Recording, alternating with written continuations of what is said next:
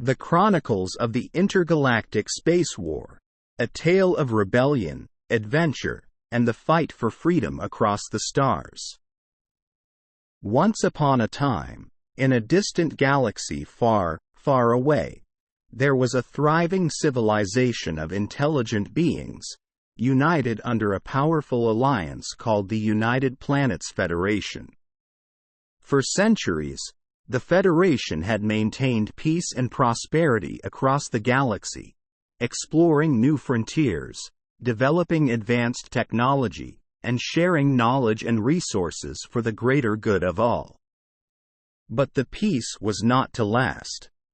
A group of powerful and ambitious leaders, known as the Dominion, began to secretly plot to overthrow the Federation and assume control of the entire galaxy for their own selfish interests. They believed that the Federation was weak and corrupt, and that they could do a better job of ruling the galaxy through force and intimidation. Their plan involved building a massive fleet of space warships, equipped with the latest weapons and technology, and secretly recruiting thousands of soldiers and mercenaries from across the galaxy to join their cause.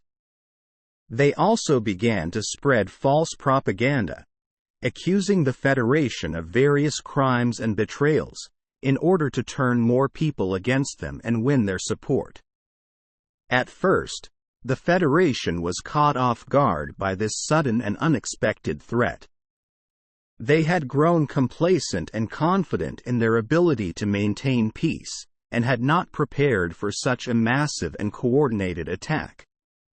But as news of the Dominion's plan leaked out, more and more planets and systems began to rally to the Federation's cause, forming a loose coalition of rebel forces determined to resist the Dominion's tyranny.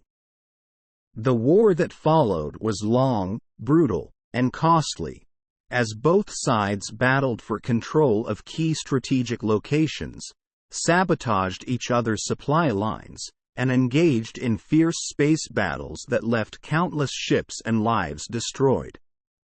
But despite the overwhelming firepower of the Dominion's forces, the Federation and its allies proved remarkably resilient and resourceful, finding new ways to outmaneuver and outsmart their enemy at every turn. At the heart of the rebellion was a small group of daring and reckless space pilots, known as the Star Raiders. Led by the charismatic and enigmatic Captain Alexia Drake, the Star Raiders operated from a hidden base on an asteroid, launching surprise attacks on Dominion ships and bases, gathering intelligence on enemy movements, and inspiring hope and courage in the hearts of all who opposed the Dominion's tyranny. But the Dominion was not content to simply defeat the rebellion.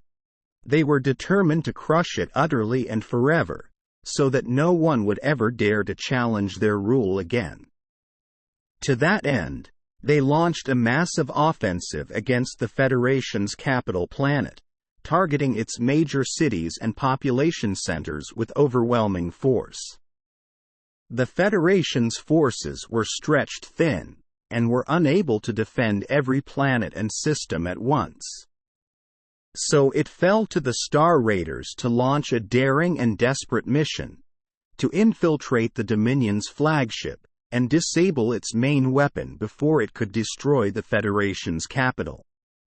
With the fate of the galaxy hanging in the balance, Captain Drake and her crew flew their sleek and deadly starfighters through a hail of enemy fire, dodging missiles and laser beams, and blasting their way through the ship's defenses. They fought their way to the main reactor, where they set explosive charges that would detonate in a matter of minutes, destroying the ship and all aboard.